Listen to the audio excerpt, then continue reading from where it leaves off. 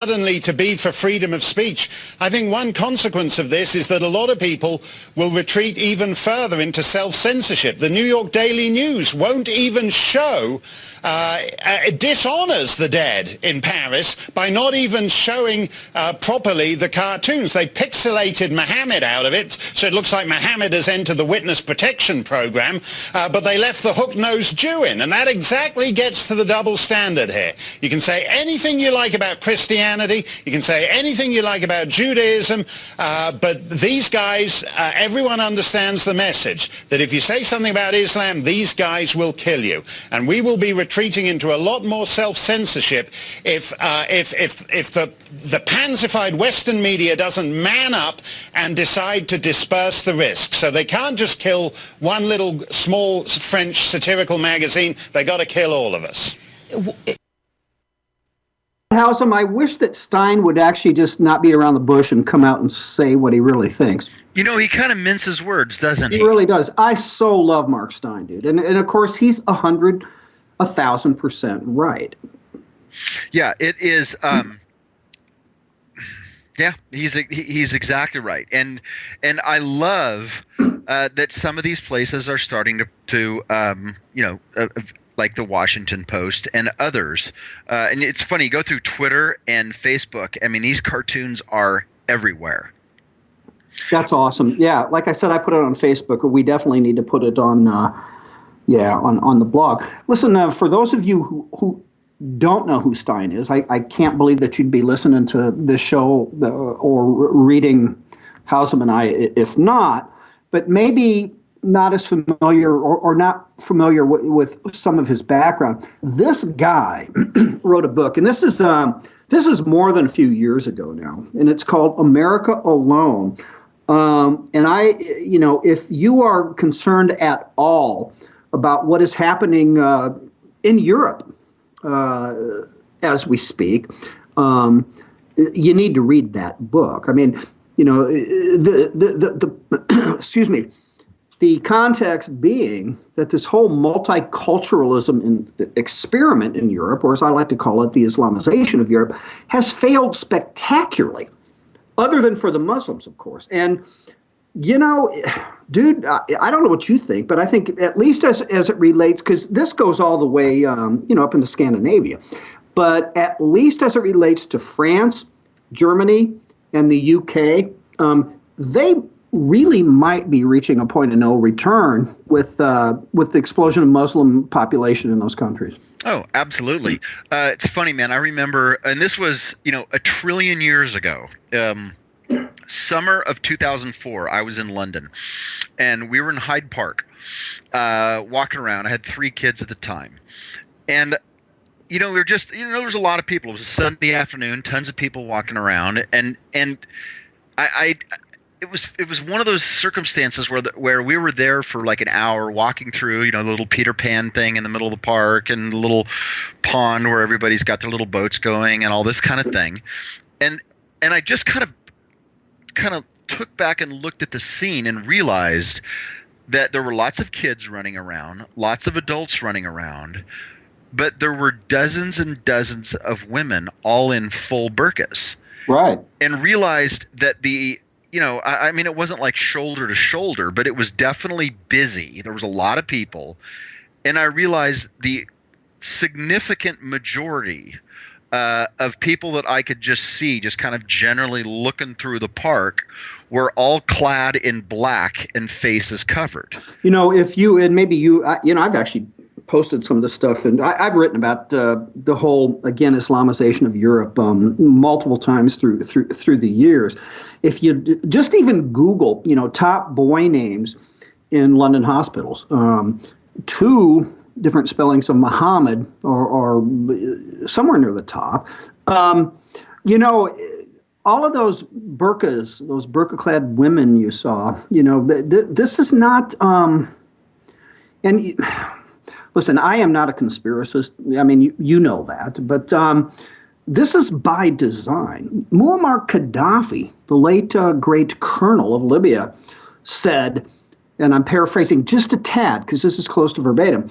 Allah willing, we will conquer Europe without firing a shot. And Right. Stein gets to this in his book. He points out that, what does he say? I'm doing this from memory.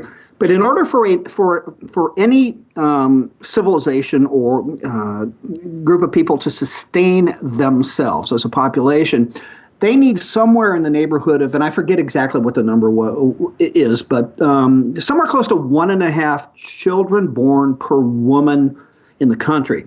Muslim birth rate, yeah, indigenous European birth rate right now, barely over 1. Muslim birth rate in Europe, and couple this with the increased immigration of Europe's to the country, but the Muslim birth rate in Europe, as we speak, is closer to 4. 3.7 or thereabouts, Stein says, children born per Muslim woman. And this is why Gaddafi was correct. This is by design, man. Yeah. Did you ever read the book Londanistan? No, but I've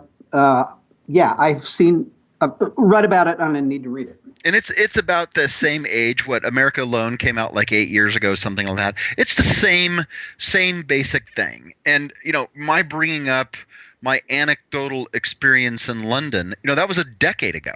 Right. I mean, a decade ago, it was a totally different. Well, I can't say it's a totally different world, but a significantly different world in terms of that population. And I do think at some point, and Stein reached that point 8 years ago, which was, this is a problem. Oh my God! And you know what? And let's don't get anywhere close to saying that France brought this on themselves, because it could have happened regardless of the Muslim population in the country. But having said that, France has ceded control of entire neighborhoods in Paris to Muslims. Sharia, everything else. Agreed to keep the police out, let the Muslims police themselves. In Paris, Germany, Angela Merkel warned people not to attend anti-Muslim protests. I mean, here's a bottom line for me, and this is why I said past the point of no return, I think, and ominous as it relates to a lot that has to do with this country. But I've said in the past, we saved Europe's ass from itself twice in the 20th century, 2 world wars. Right. We ain't going to be able to do it this time. They're going to have to do it themselves. And again, geez, man, I don't know. It's going to get worse before it ever gets better. Yeah. Well, Mike, this was parenthetical, but now we got to get back to the key point, which is redoubling our efforts to explain the tenets of Islam. That's true. We haven't gotten off on a very good foot, have we? That is, it was an unacceptable tangent when we were supposed to be, in fact, redoubling our efforts to explain what the tenets of Islam are. Of course, then if you double 0, what do you get?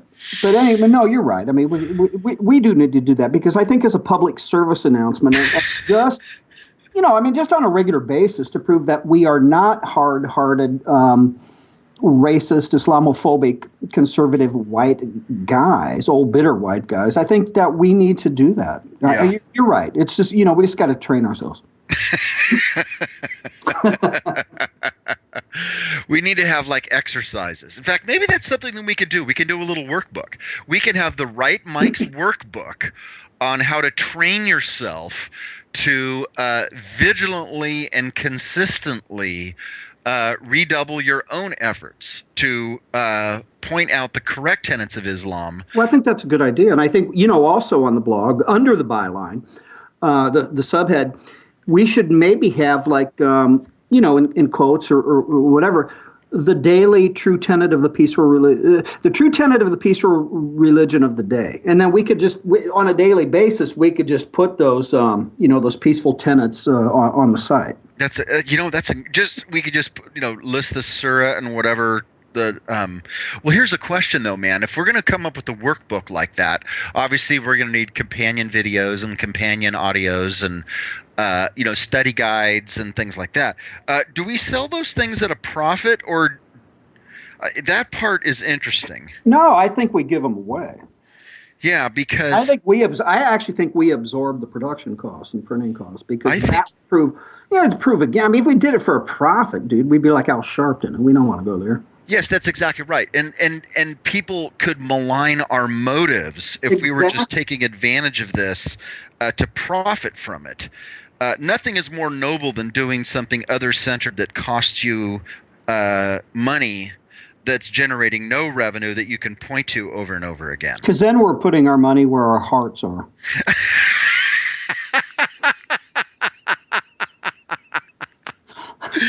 Oh, that's absolutely perfect. Yeah, I'm seeing a whole website redesign coming. Oh, this is genius, man. I